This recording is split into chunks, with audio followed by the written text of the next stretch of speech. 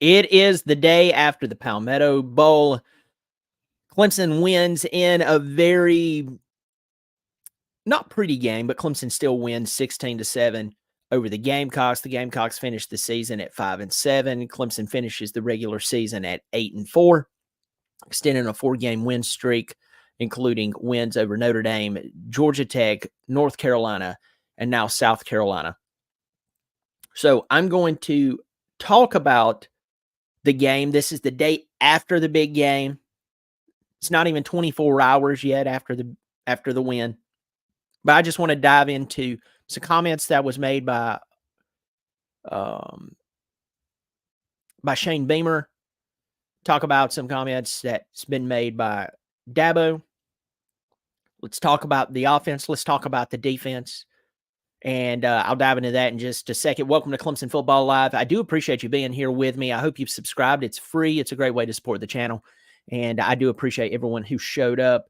I've been receiving a lot of views in this season. Just to throw this out there, this channel, is a secondary channel to Bobby Durkin's, the comedy channel I started a while back. And since the beginning of the football season, it has almost tripled in size. And I just want to thank everyone who has subscribed, who supported the channel. And I do really appreciate it. It's a pleasure meeting everyone. And I've met a lot of people recently just out on the street. Somebody will walk up to me and say, "Hey, I've watched your show. Really appreciate it. I appreciate your honest opinions and thoughts." So thank you. That's very kind. I do appreciate your support. So I just believe appreciation is one thing that we're lacking in society today. People don't say thank you enough, and I really do mean it. So let's dive right in. Clemson wins 16-7. When they came into the game, they were the 10th ranked defense. Now, they gave up a lot of yards to North Carolina last week. So going into that game, they were ranked number 6 total defense. North Carolina put up a lot of yards on Clemson. Clemson still won the ball game. But because of the yardage Clemson allowed last week, it dropped them down to number 10. After last night's game against the Gamecocks, they moved back up to number 6 in the country because they allowed only 169 total yards in Columbia. They only allowed 57 yards on the ground. They only allowed 112 passing. South Carolina had one good drive where they scored a touchdown. And that was, from what my memory serves me correct, please forgive me if I'm wrong, that was the vast majority of that yardage. So the defense came out and played lights out last night. So if you're looking at Clemson, you're like, wow, Clemson's had a tough year. Yes, Clemson's had a tough year, but their defense really hasn't. There's one side of the football that has suffered throughout this season. And we had 3 consistent weeks of putting up points. But last night, the same team offensively who played against Wake Forest on homecoming, who could barely beat Wake Forest, they showed up at Williams-Brice yesterday. And so, once again, I will take a win over South Carolina any day of the week. In fact, I'll tell you this. So I was born in November 1982. And I just looked up the series since I've been born. Do you realize that since 1982, South Carolina has only beat Clemson? If I counted, unless I miscounted, they've only beat, since 1982, South Carolina has only beat Clemson 13 times. And they had one tie, and that was in the 80s. So this is overwhelmingly dominant for the past 40 years on the side of the Tigers. But I will still take a win over them anytime. In fact, I was born in 1982. That was part of a 4-game winning streak starting in 1980. So I mean, South Carolina has had their problems. South Carolina has continued to not be a football school. They had that one run back in 2009 through 2013. You know, they beat Clemson 34-17 in 09, 29-7 in 10, 34-13 in 11, 27-17 in 12, and 31 to 17 and 13. And since that run that they had there, they've only beat Clemson once, and that was last year. They didn't play in 2020 because of everything that went on.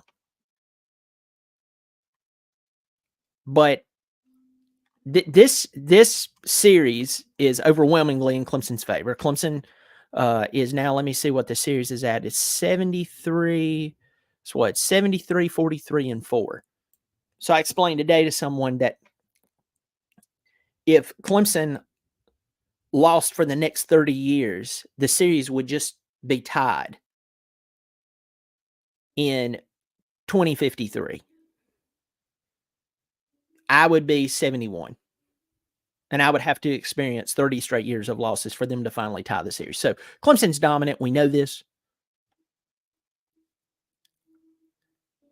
But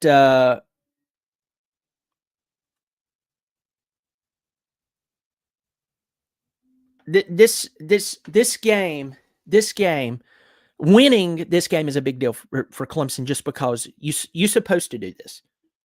You're supposed to do this. You're supposed to go out and beat the Gamecocks. I just told you, since I was born, the Gamecocks has only beat Clemson 13 times in one tie. Since I've been born, 1982. I think the moonwalk came out that year. No, we didn't walk on the moon, someone. I'm talking about Michael Jackson at the Motown anniversary broke out the moonwalk while performing Billie Jean.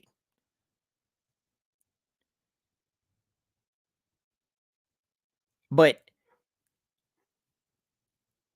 the post-game, let's talk about the post-game comments. Let's talk about Dabo Swinney. Swinney talked about he talked about the flu going through the team. All right. And I get that. I get that if people are sick, people are sick. Okay. I get that if you have a bunch of people who are feeling terrible, I mean, you're going to have problems. But folks, I'm going to tell you straight up, it's interesting to me that this flu or stomach bug or whatever it was that went through the team only affected the offense and suspiciously did not affect the defense whatsoever. I mean, I'm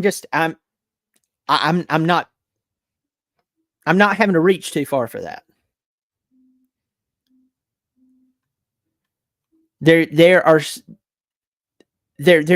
I mean, there's just so many people right now who does not want to look at the defense played lights out. A true freshman gave us our first touchdown, our only touchdown for Clemson of the game. And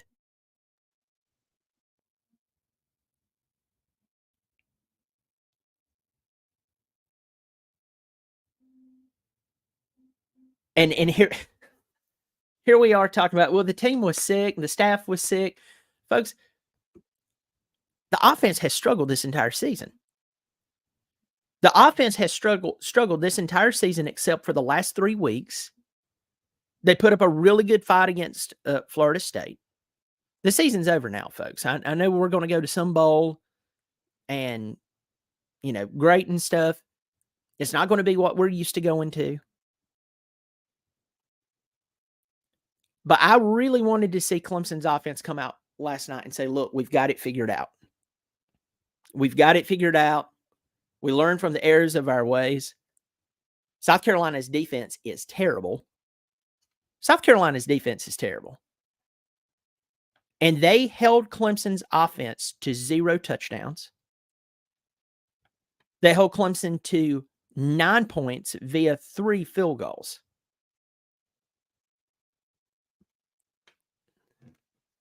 I just pulled up South Carolina's schedule for the year. Do you realize that Furman, yes, little old FCS Furman from Greenville, South Carolina, put up 21 points against them in the second week of the season? Do you realize that? Do you realize Mississippi State, who fired their head coach this year, put up 30 points on them? Florida, a Florida team who looks pretty bad.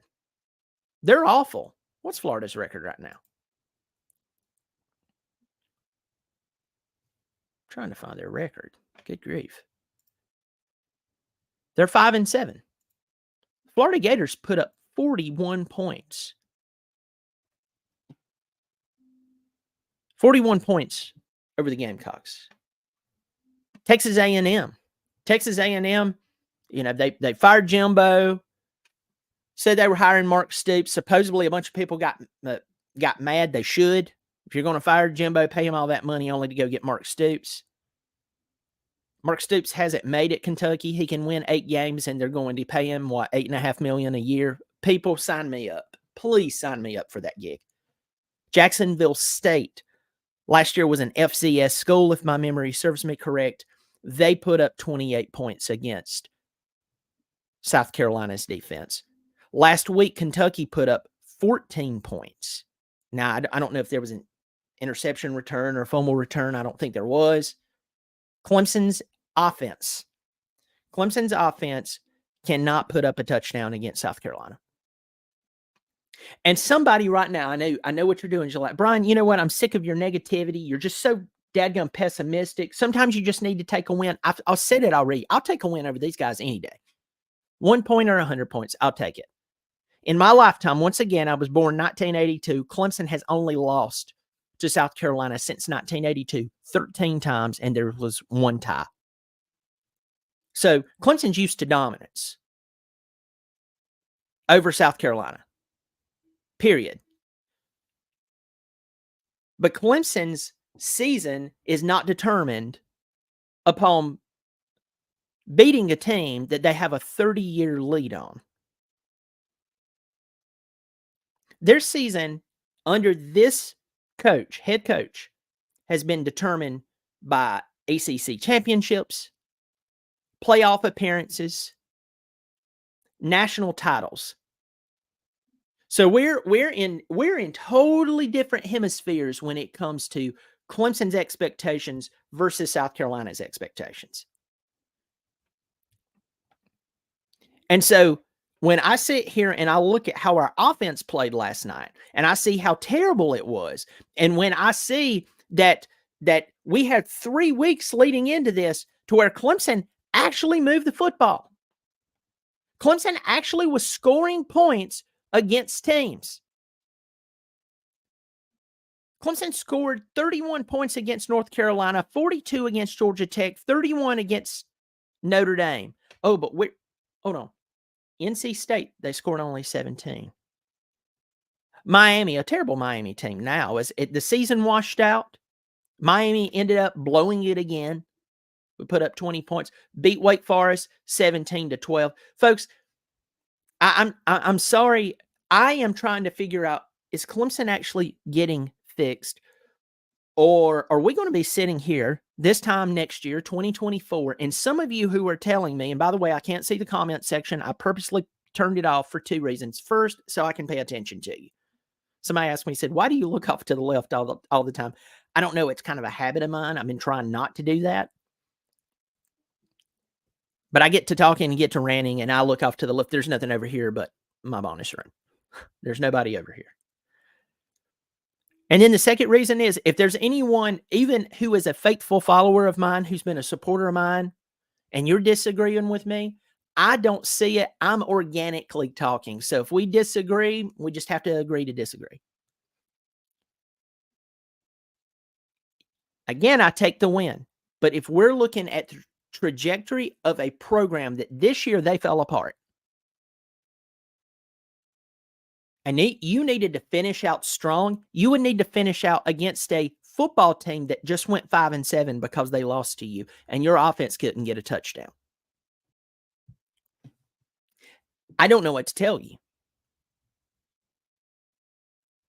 My greatest fear right now is that Sweeney is going to retain this coaching staff at the position level, especially on really the offensive side of the ball.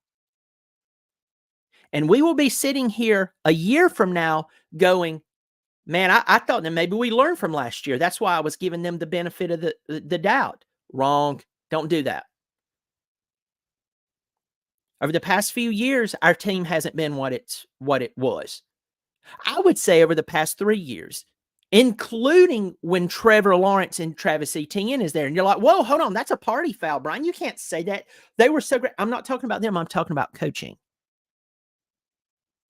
Those guys were so good that our offensive fallacies could be hidden. They were that good. Today after church, my family and I were sitting in a restaurant. They had TVs up. The Jaguars was playing. Trevor Lawrence made a play that was it was Trevor Lawrence. And I just sat there and I went, man, I miss him. And I knew when he was playing for Clemson that I'd miss him. Travis Etienne, man, I miss him. They were so good, folks. They were winning games that their coaching staff didn't deserve to win. On the offensive side of the ball, they were winning games just off of talent. It wasn't because their offensive coaching staff was that good.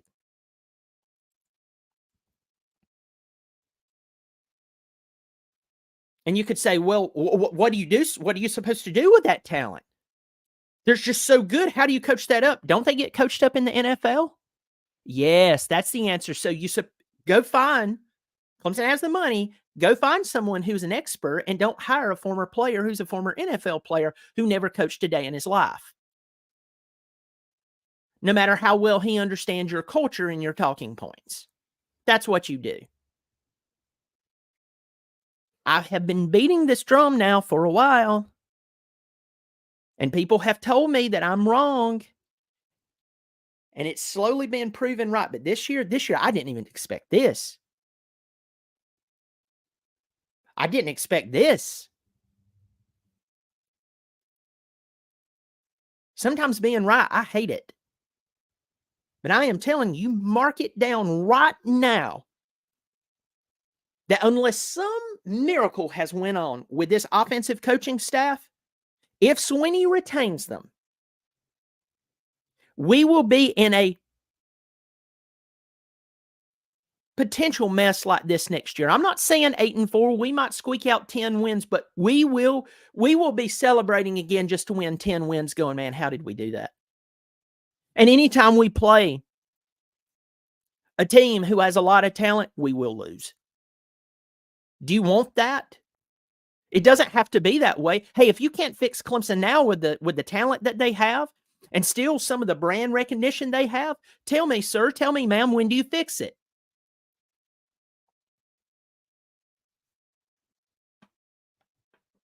I have 67 people in here.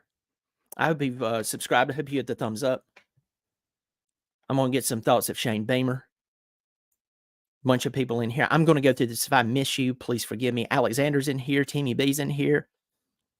Kason and Chloe's in here. It's good to see you, buddy. Hey, it might have been an awful Palmetto Bowl in the sense of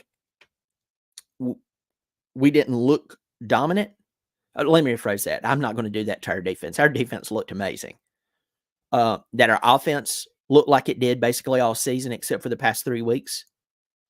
But beating South Carolina is always a good thing. So I agree with what you're saying. Yes, you're surprised that Shane Beamer did not break his foot or break his toe. Yeah. Tiger Man's in here. It's good to see you, my friend. Big Mick. Good to see you. Not a member, but a strong supporter.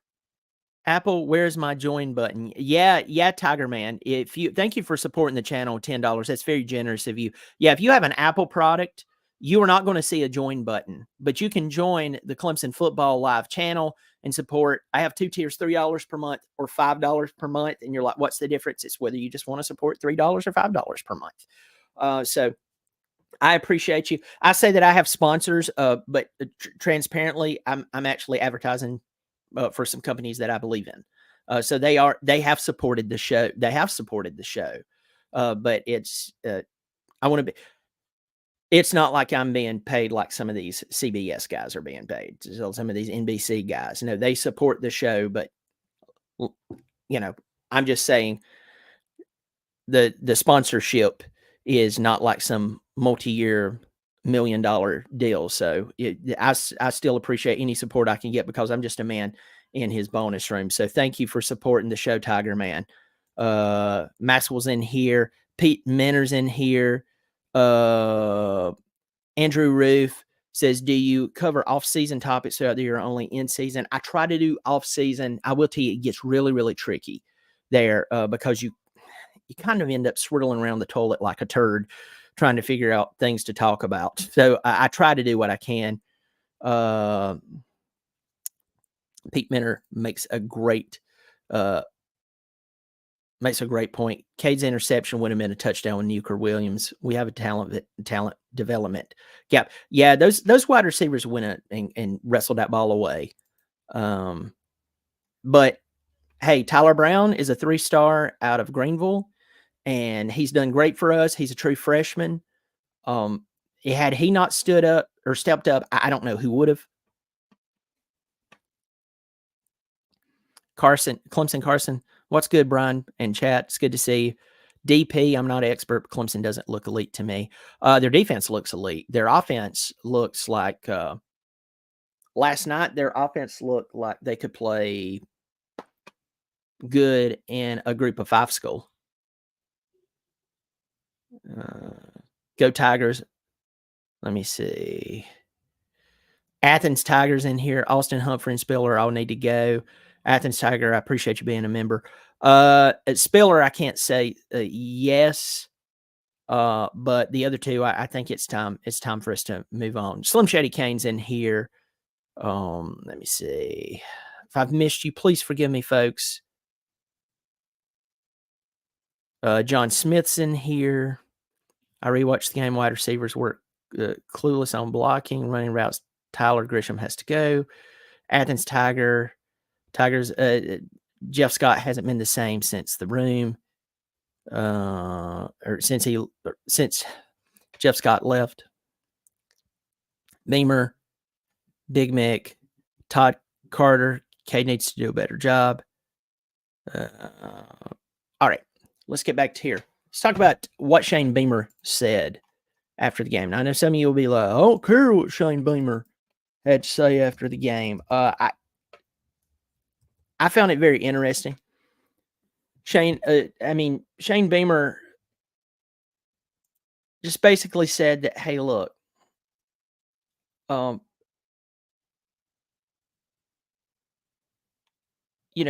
state of the program, it's good. We've got some young talent. There's seniors that are showing promising futures, and that no one is happy to be 5-7. Okay.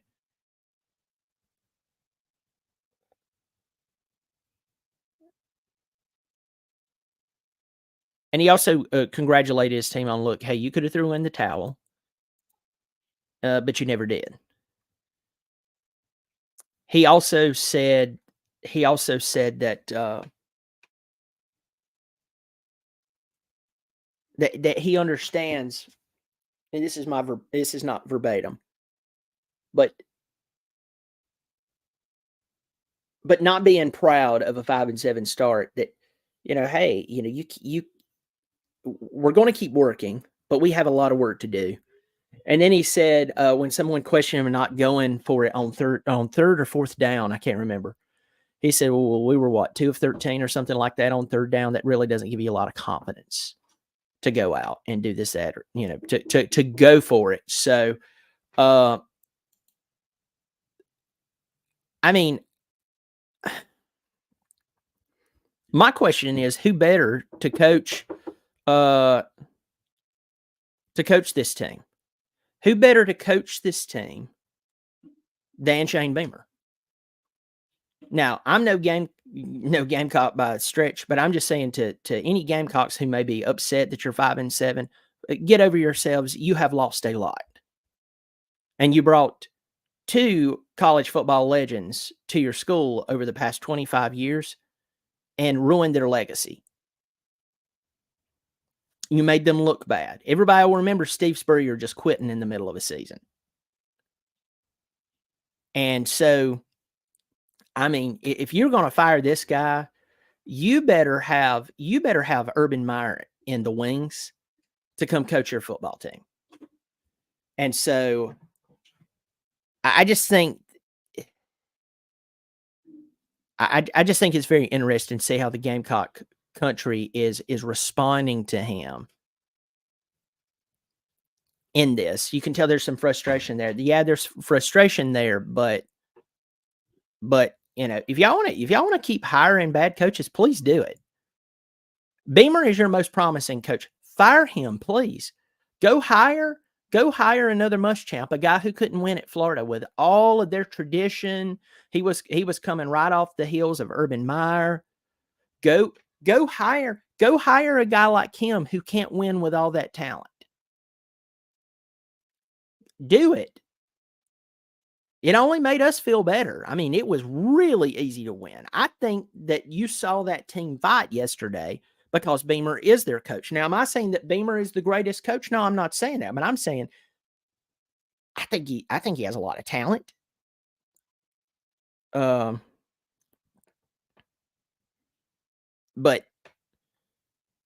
it's just interesting to hear some of the criticism of Shane Beamer from Gamecock fans.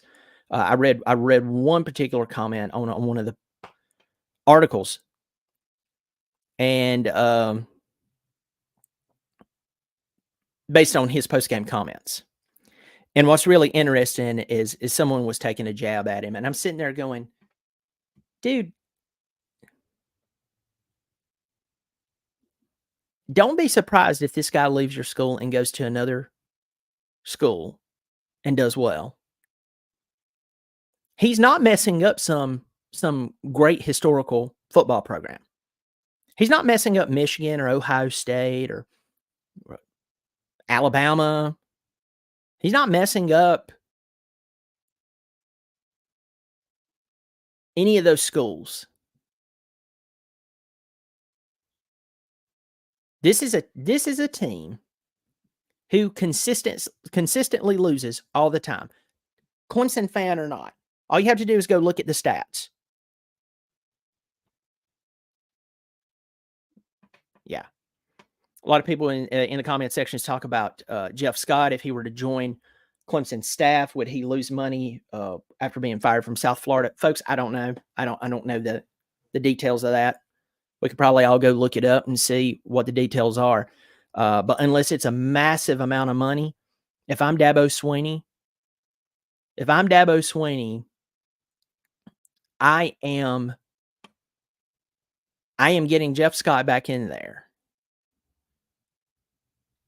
to do whatever I possibly can get him to do. And I've said this once, and I'm going to say this 1,000 times over. I've had people tell me, well, Jeff Scott never called plays. Folks, I don't care what he did. I don't care if he was a 24/7 counselor for the football team. I don't care if he starched their underwear. I don't care if he cooked them breakfast in the morning. I don't care if he helped them with their homework. I don't care if he had to break the news to their parents that somebody got somebody pregnant. Whatever that man did, when he left, it was gone too.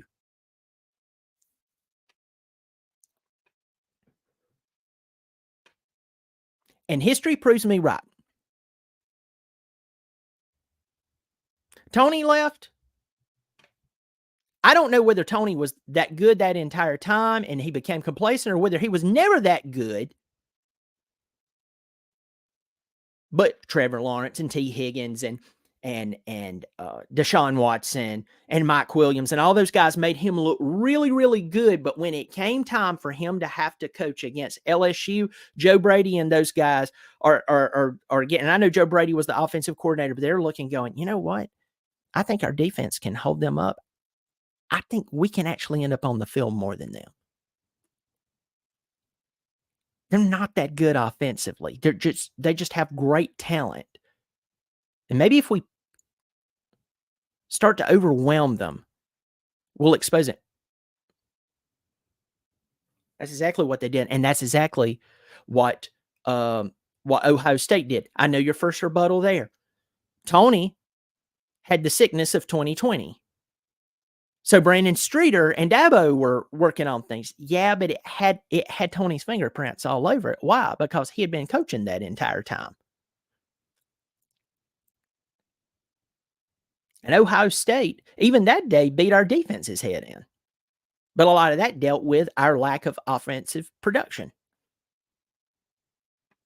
Go into the comment section. Alexander, $10 super chat. Thank you so much for supporting the channel. It's very kind of you. I really do appreciate it. What are your thoughts on bringing Jeff Scott back to the program to help with the recruiting, wide receiver development? 100% again, thank you for supporting the channel. Yes, bring him back. Bring him back. And don't only work with wide receivers, let's work on developing the offense. A lot of people forget that Jeff Scott was I want to say please correct me if I'm wrong, but y'all go check this out. I'm pretty sure I'm right on this. There is a football team in South Carolina here named Blythewood. And Blythewood was playing like 7-on-7 football, something like that. And it was either his first year or within the first couple of years that they went to full 11-on-11 football. They hired Jeff Scott as their high school football coach. And if my memory serves me correct, either within his first couple of years or first year, he took that team to the 3A state championship and won it. The state championship, his first year as a head coach, with a team that was either first year within their first couple of years of playing full 11-on-11 football. That's how good Jeff Scott is at scheming and X's and O's and running a football team and keeping the momentum going and getting their mind right, making them play like a team, being creative. The guy's creative.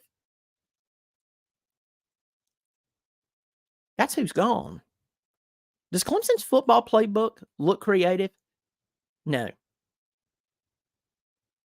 And yesterday, a talking point for me, I don't know if maybe it was the air that I was breathing. Maybe it's the hustle and bustle of the week.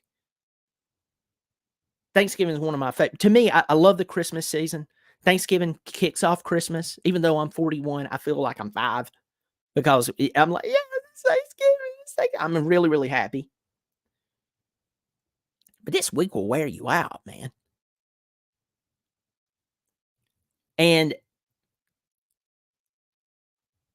But I was just, yesterday, I was just on a rant about this terrible quick pass out in the flats to the wide receiver. And I don't care who's running it. Yesterday, Michigan, in their first drive against Ohio State, threw the ball out, 3rd down and 5, threw it out in the flats. They had the numbers.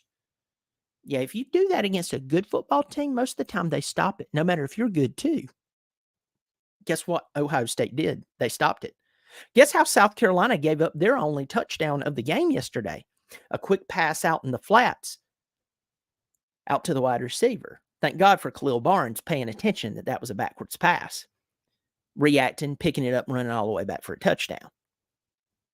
Clemson lost a bunch of yardage on that quick pass out to the left. In fact, or out in the flats. I said the left. I was thinking about one particular pass. There was one particular play that Clemson ran, the quick pass out into the flats, that we lost 5 or 6 yards on. And then the next play, we had like a 6-yard gain. All right, folks, not too. I know the weekend is over, and maybe it's been a tough one for you, especially with Thanksgiving, all this stuff going on. Just stick with me here. Had Clemson not lost 5 yards on the first initial play, and they gain 6 yards on the next play, What would a third down been? Third down would have been like third down and 4. Instead, it was third down and 10. And that happened twice last night, all because, oh, we're trying to get the ball to our players, our playmakers out in space. So our wide receivers who hadn't been blocking that well out in the flats because a lot of them are injured or they're inexperienced, we think they're finally going to block this week. I tell you what the problem is with a lot of offensive coaches. They turn 1 + 1 into calculus and they get the answer wrong. That's the problem. They're trying to be too smart. They're trying to be too brilliant when sometimes all you need to do is line up and pop somebody in the mouth and say, we're going to get the first down. If I was playing Georgia right now, I'm not going to run the football up the middle. They're going to win that every time. I'm going to try to spread them out. If I run, I'm going to try to get it to the edge. You remember that year? I know a lot of people's going to forget this. We played Georgia a few years ago. DJ's first game as the starter. Lynn J. Dixon was still our running back before he got run off. Now, unless it comes out that he raped somebody or beat a grandma over the head or, whatever, Lynn J. Dixon was fantastic, and suddenly we had no use for him. So I don't know what's going on there, but we lost. Lynn J. Dixon could have helped us a lot, but somebody ran him off, I think.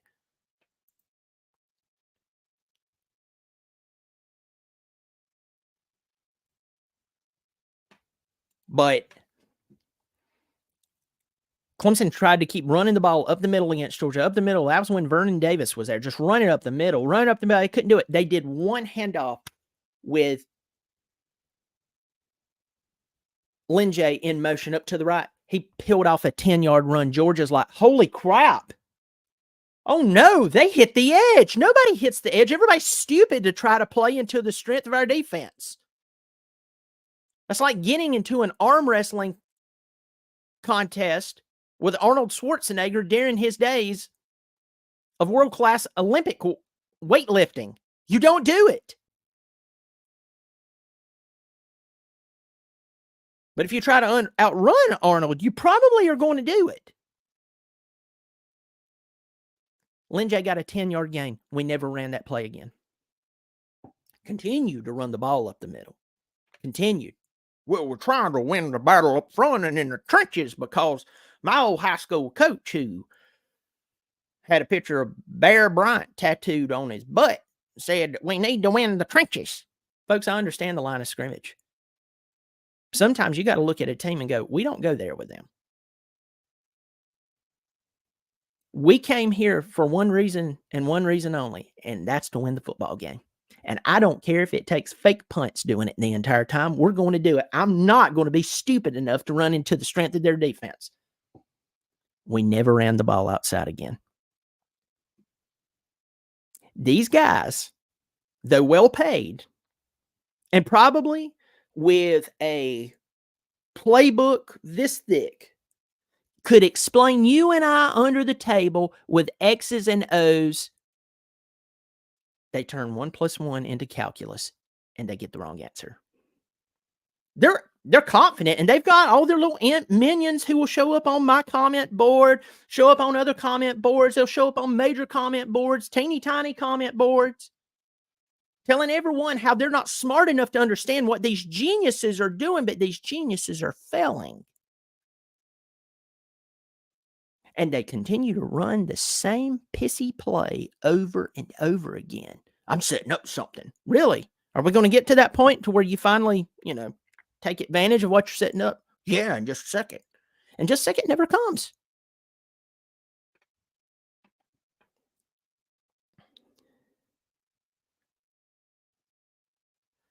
Got a bunch of people in here. Just want to say hello.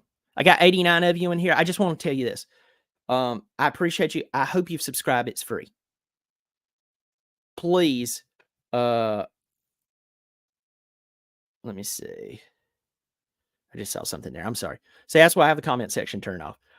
I hope you subscribe. If you're on an Apple product, you will not see a join button below here. But if you want to join and support the channel on a monthly basis, it's either $3 or $5 per month. You just select which tier. And I do appreciate it. There's a join button, as I said, below here, unless you're on Apple.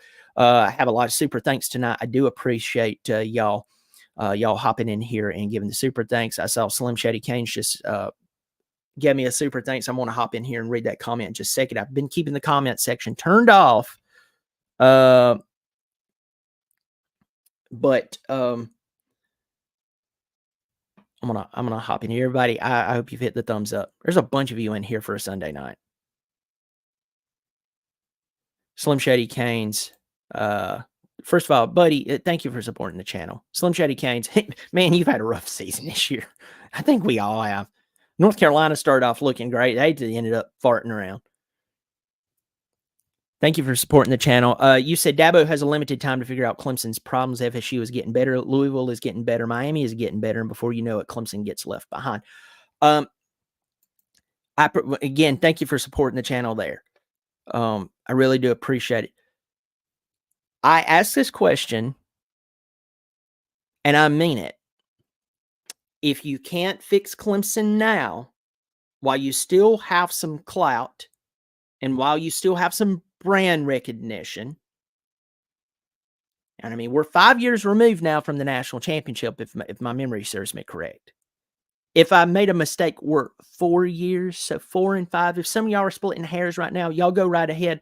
All while our program is going down. Okay, y'all keep doing that. Keep wasting time making excuses. But we're on the backslide, and this year we fell down on our face with our underwear pulled up over our head while the bully smacks us on the butt and makes out with her mama in front of us. That's what happened to Clemson football this year. So, some of my all-inners, they don't. It's like I'm speaking Mandarin to them. They'll turn around in about 3 or 4 years if things keep going the way it is, and we'll be celebrating an 8-4 season. It's going to get that bad. Yeah, he has a limited time. He does have limited time. It's interesting to me, once again, Dabo Swinney said that the flu ran through the staff, or some type of bug, but I want to say it was the flu, ran through the staff this week, and he didn't even know who was going to play. Man, I hate that, and I get it, and I know that affects people. It's just odd to me that the very unit that played great all season, for the most part, the defensive unit for Clemson, played great last night. They played so good that when they came into the game ranked number 10 in total defense, when they left, South Carolina didn't even break 170 yards, total yards. Clemson's back up to number 6 total defense. They played great. But isn't it funny that that same flu, for some reason, really, really affected the offensive unit of Clemson, who, by the way, except for the past 3 games, has struggled all season. That's a selective flu. Thanks for supporting the channel, my friend. Greg Larkin in here. Is Dabo really okay with the coaching still? I can only hope he rights the ship and we get new O-line and wide receivers coach. I mean, if he wants to win, yeah.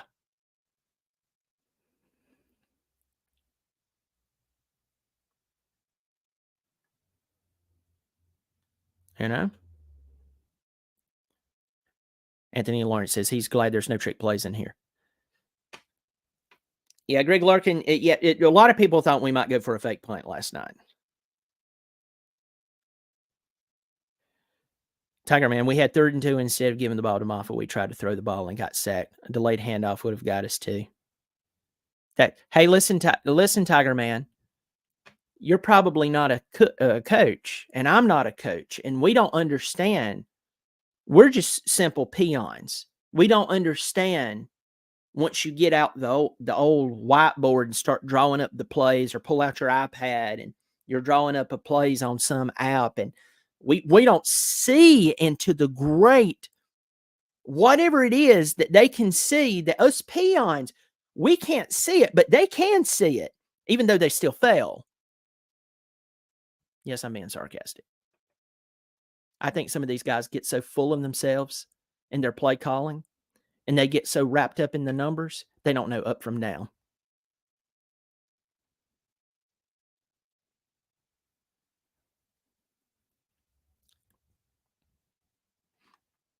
Great question right here. Is there any point in trying to get defenses to jump off sides on 4th and 1? We don't seem to do that either well. Yeah, there's that. And then for just side note, college football as a whole, clock management, that concept has went out the window. These are the ABCs of football, folks. 4th down and 1. You line up, see if you can draw them off sides. What do we do now? 4th down and 1. Shotgun formation. Empty backfield. Hey, coach, this running back over here is averaging 5 per carry. Shut up. You don't understand what I understand. Then the quarterback gets sacked. Well, if so-and-so did what he's supposed to do there, we'd have completed that pass. If you got your head out of your arrogant butt and called the right play, we'd have got first down.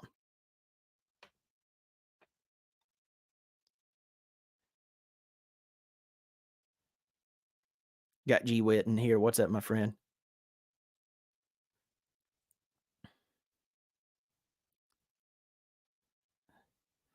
There's a bunch of people in here. It's good to see you.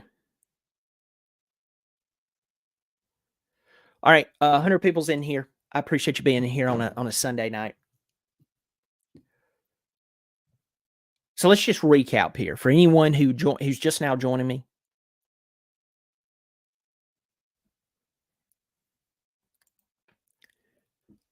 I am glad that Clemson won the game last night.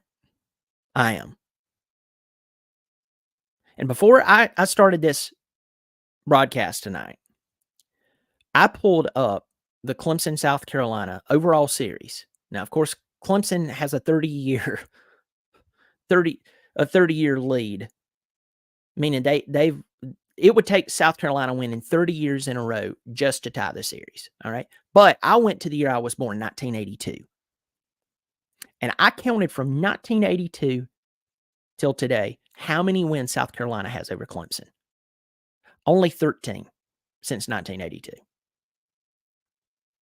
And one tie in the 80s. I am glad that Clemson beat them. I would be pissed today if Clemson lost to South Carolina. I would be irritated. I'd be angry. And you should be, and I should be. With that said, the comments that the flu ran through the football team, and maybe that's true, and I hate that. I hate to be sick. I don't want anyone sick. And then you step back and you just use just a little bit of logic. And you go, boy, the defense sure did look good last night. Huh. I guess the flu didn't touch them. It only touched the unit, the offense, that has struggled basically all season, except for the past 3 games. I wonder what happened there. It's not a coincidence. You're smart. And it's sometimes it's not about being smart, it's about being naive. Sometimes it's about being so loyal that you couldn't see your hand in front of your face. Clemson's offense has problems. Bo Collins was out. Yeah. And I love Bo. Bo has fought harder over these past few years with different coordinators. He's on his 3rd coordinator right now. So my heart goes out to him. In the world of hitting the transfer portal and hitting it fast and getting out of town, he didn't. He stayed. And we should be thankful for that. Bo Collins has given us some great moments. But even this year, he's dropped the ball. I know he's had injuries. I'm not going to take away from that. But folks, come on. Our offense looks mundane. It looks mundane. You know who our opening game is against next year? You know who the first team we have to play next year, and it will be a home game for them, even though it's in Atlanta. We play Georgia. First game next year. And I'll tell you right now, I despise the Bulldogs, but I'm also a realist. I'm going to tell you the truth. That's why certain people love me. Other people despise me until I'm right so long on a certain issue till they have to go back and go, you were right. I was wrong. What was that? You were right. I was wrong. Hold on. You came on my comment board and said some almost unforgivable things, which I believe we should forgive people based on scripture. But I'm just saying for talking purposes, you said some outrageous things to me. Defending a person you don't even know who was making dumb decisions, no matter if they have won 2 national championships, got away from what made them successful. And then all of a sudden you took up some type of armor like you were defending some type of king. And all I told you was, hey, this is not going to work out. That's going to be the same way with Georgia next year, folks, if something doesn't happen on the offensive staff. And we can't go out and hire Pee Wee Herman. We can't hire a former player who knows all of Dabo's talking points. We can't hire someone who's a really good person off field. Folks, it's a non-negotiable. You have to be a really good person and a really good whatever you're at. What you're working, whatever you're at, whatever you're doing. So if you're a football coach, it's expected that you're a good person. Well, not at other schools. I'm not talking about other schools. I'm talking about here.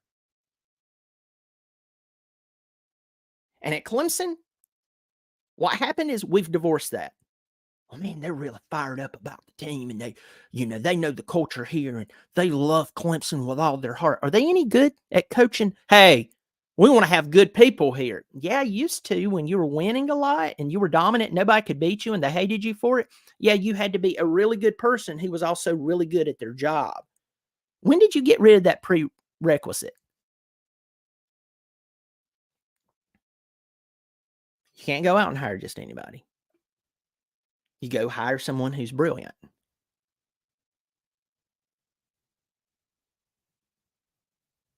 Period. Or go ahead and buckle up for this one. Y'all are going to get pissed at me for this one. Georgia fans are going to love this. Georgia will beat Clemson into the ground next year, and everybody who took up for Sweeney and took up for the poor coaching hires and the mundane pedestrian offense that we have seen throughout the course of this season. We saw it last night. The past 3 weeks, everybody had been threatened to be fired, so everybody was on their best behavior. It's going to show up in Atlanta, Georgia in 2024, and there are going to be people here. You're going to be shocked. You are going to be floored when Georgia stomps their head in. You're like, yeah, I didn't see it coming. If he doesn't make any coaching staff changes and then go out and hire some brilliant minds,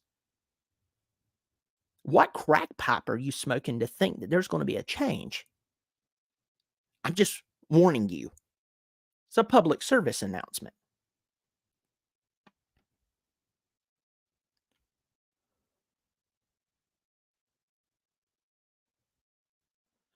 Pete Minner says, I was listening to the radio broadcast when Mario Anderson got clocked, but after watching it, wow, they let this guy play after that. Yeah, I don't know how they did that. That guy, first of all, Xavier Thomas looked like the old Xavier Thomas. Xavier Thomas picked him up and slammed him like a rag doll. And when Mario Anderson stood up, the camera got a perfect picture of it. His eyes was doing this. He looked like someone who had been drinking way too much and was trying to walk. Spencer Rattler told him, dude, you got to lay down, man. You got to lay down. When they trotted him back out there, I went, my friends, allowing him to come back out lets me know that the whole concussion protocol is a joke. They need to be held accountable for sending him back out there. Well, our trainer checked him out. Did the trainer not see his eyes rolling like a slot machine? Did he not see it? Because I saw it, and the guy was woozy. Looked like a cartoon. I mean, Xavier lit him up. Yeah, but they put him back there. It doesn't make sense. John Smith, why do ACC refs not call holding? Game calls were holding on the early touchdown they got all night. Not just ACC refs. I'm not taking up for them. Officials as a whole this year has not called holding. And I know you could call holding on every play, but I'm literally seeing guys getting pulled like this and their head all the way back. I mean, they look like a 3-year-old trying to twist their head around to look at a butterfly in the sky. And yep, they're not doing anything. They're not calling. But let me tell you this: if they think that there is helmet-to-helmet contact, they'll throw somebody out twice before they even get to review it. I am sick of that mess. I'm glad we need to take bad play out of the game. This is just getting stupid. I've told y'all this. I'm not going to send you through this. I used to be a basketball official for 11 years. I worked with guys who were being scouted by the NBA, and we would sit there among the officials, and we'd be like, why is there a point of emphasis on this and not that? Or this is a bad rule. It's like, well, hey, y'all are here to enforce the rules. You're not here to write them. So we go out there and we do what they would do. But folks, I'm telling you, whenever I had the chance, I would do the right thing. I'm not saying I did. I'd miss calls. I'll go ahead and tell you I did. You're going to miss them. I don't care how much you think you want, you will. But when you see guys just absolutely getting their helmet taken off, you're not going to throw a flag? But, I think somebody's helmet touched another helmet. He's ejected. And then have to come back. There's no penalty on the play. We're picking up the flag and waving it off. So you went from a personal foul, 15 yards, automatic first down, and throwing a guy out of the game. I think he has to miss the first half of the next week to psych. Yeah, it's crazy.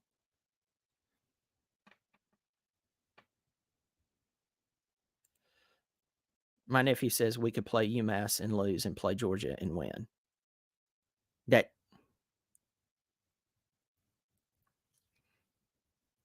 We played up this year when we had to play up, and we've played down. You're right. I don't think we'd lose to UMass. I know you're being sarcastic like me. That's my nephew. He's going to be sarcastic like me. He's a great kid. He's smart. But I know exactly what you're saying, and you're right. Almost lost to Wake Forest, folks. That's weeks ago, and that's in the past. What about last night, y'all? Well, we won. You need to be thankful for it. You'll be the very same people who will have blood pressure problems next year when Clemson plays Georgia. And if they don't make the proper hires on the offensive staff, you're going to be the person who's ready to jump off a bridge when Georgia curb stomps them. And you'll be like, I didn't see it coming. You should listen to your neighborhood-friendly college football, Clemson football fan. Timmy B just said, I see where Texas A&M is planning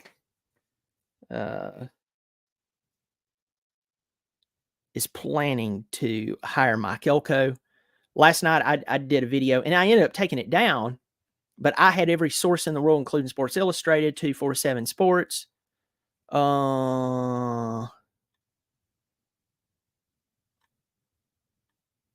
And saying that Mark Stoops was going to leave Kentucky and take over the job. And apparently, now I don't know if this is true, folks, but apparently a bunch of the people at Texas A&M was like, we fired Jimbo Fisher and we're paying him ungodly money to go away, and we're hiring Mark Stoops. No, you're not doing that. No, we're not doing that. Bad move. See, folks, once again, telling you the athletic departments and boards, they don't know what they're doing. They can have doctor after their name, PhD, and every letter and the alphabet afterward to prove to you that they're better and more intelligent than you, and you'll never live up to their great wisdom.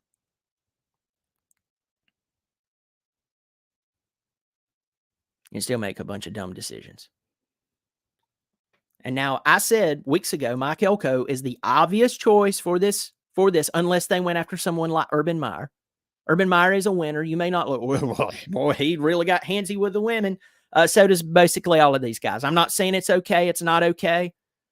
But if you're looking for a winning football coach, Urban Meyer's your man. He wins everywhere he goes, except the NFL, and the NFL is a bunch of crying babies. Not all of them, but most of them.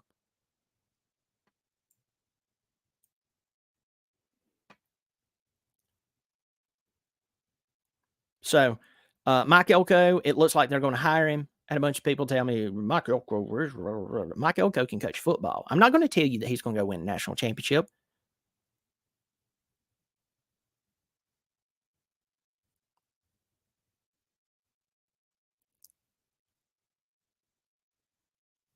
But the guy can coach. Game and history source. Hey, buddy, longtime subscriber. What are your thoughts on the Ohio State thing where they're threatening to fire Ryan Day? Over losing one game to Michigan, I understand how important that is, but Ryan Day, I'm not sold that he's a great coach, but folks, he hasn't broke anything. If Ohio State fires this man because of what's went on with Michigan, and he just got out of the college football playoff, gave the greatest chance we've seen in a very long time of someone beating Georgia, and they did it with their two wide receivers. Their two-star, when I say two-star, I'm not talking about they're like two-star out of high school, but I'm talking about their stars. Their star wide receivers were out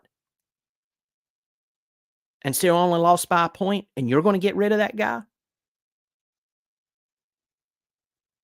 Yeah, that's ridiculous. That's dumb. If Ohio State does that, that is dumb. I don't think they will, though, and they shouldn't.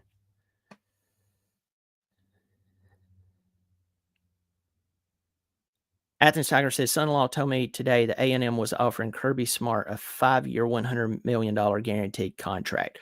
I've heard rumors about that. I don't know if it's true or not, but that's $20 million a year. But let me tell you this, he owns Georgia. Why would he want to leave his university?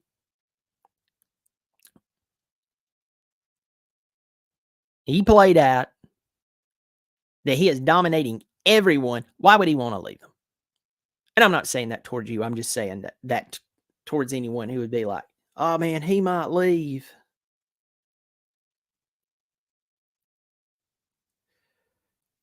Got some questions about Urban Meyer. Yeah, he knows his X's and O's, but is he reliable enough to be a head coach again? The things that happen to him periodically has what undermines him. And even with all of that, the guy still wins. I talked about this the other day. His first job was like 2001 at Bowling Green. They had 2 winning seasons. I want to say his second season, they were like, 11-1 or something like that, which is great at Bowling Green. He goes to Utah. His first season, I can't remember the record, but I want to say it was a winning record. It was competitive. His second season at Utah, he went undefeated and won the Fiesta Bowl. Florida comes along and hires him. Within the next couple of years, he has a national championship. We know next couple of years, then he has a national championship. We know what happened at Ohio State. Urban Meyer. I'm not saying that Urban Meyer is some great guy. I'm not saying he's the worst guy. I don't know the cat. There's a lot of people who like to talk trash about him, but if he was to say he was going to come coach at your school today, you would have greater hope than what you probably have right now, because the man can coach his brains out.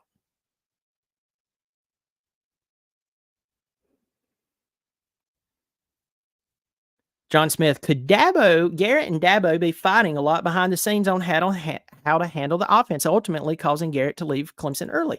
I don't know, but something's weird. And I'll tell you this, Garrett Riley's stock is going down.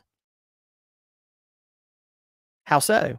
I'm glad to explain. Let's go back to the national championship with TCU. He could only muster 7 points against them, while his defense gave up 65. Well, Georgia was just really, really good. Well, Georgia almost lost to Ohio State, and Ohio State was missing their 2-star receivers. Georgia owned him in that game, and we turned around and hired him. I'm not saying that was not a good hire, but everybody said, oh, he's got better talent at Clemson. Hasn't panned out. We're 8-4. Glad for the 4-game winning streak, especially against Notre Dame and North Carolina, and we had to beat Georgia Tech, and I'm glad we won last night. But folks, did that look like a high-powered offense to you? No.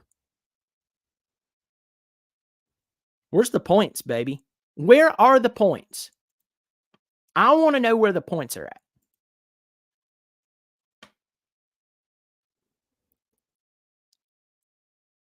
Scoring offense. I'm going to go to scoring offense right now. This is via NCAA.com, stats, football, current teams.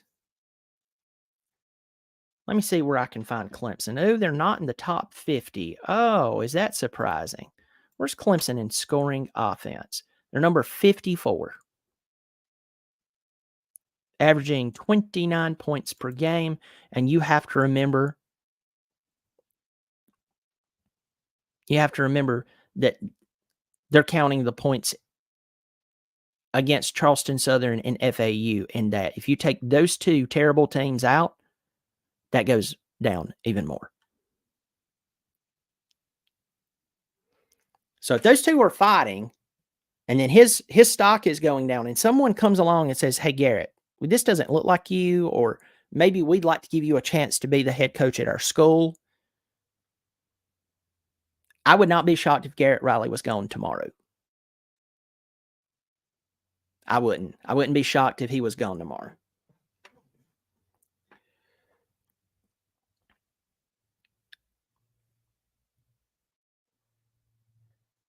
Well, folks, thank you for joining me tonight.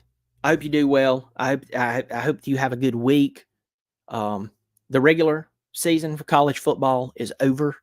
I know Army and Navy plays, and I'm not taking away from that, but this season is over. We only have conference championships. Then we have bowl games and playoffs. FCS, they kicked off their playoffs.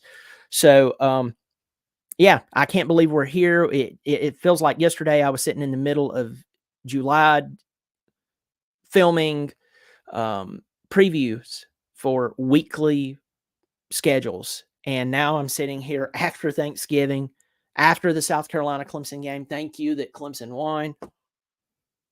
But the season has been a terrible disappointment, and it's bothersome. But I appreciate everyone who supported the channel. As I said, the channel has almost tripled in size since before the beginning of the season, and I really do appreciate that. I appreciate all the people who supported the channel. I appreciate everyone who's commented. I appreciate everyone who has told others about my channel.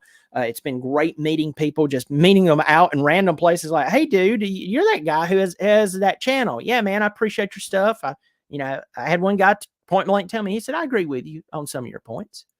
Hey, that's fine. We don't have to agree on everything. I'm very emphatic when I talk about Clemson football in here, but you meet me in person, I'm not just going to sit there and be a jerk. Plus, I'm not doing a show there. I want to hear what you have to say, and we'll have a conversation and so on. But when I'm doing a show, I'm very emphatic. Why? This is my way to convey to you what I really believe about Clemson football and what I really believe about college football. And if I don't believe it enough to actually show some passion about it, I just need to get off of here. I don't even need to do this. This is a hobby for me, but I love it. And when I get really passionate about it, sometimes I go too far. So that's the reason sometimes I've deleted a few videos, because afterwards I'm like, oh, Lord, that really didn't make me look good. And I delete it. But I'm really passionate about this. And I've had so much fun doing it. I've had so much fun meeting everyone. I hope you have subscribed. It is free. Please subscribe if you're consistently watching me. Or if you're just new here and you like the channel, you appreciate my commentary. Also hit the subscribe button, and go check out my other channel, Bobby Durkins. He posted a video last night after the big win against South Carolina. He actually posted a video before it, and I've had a lot of people say that's some of your finest work. So folks, you take care of yourself. As always, go Tigers.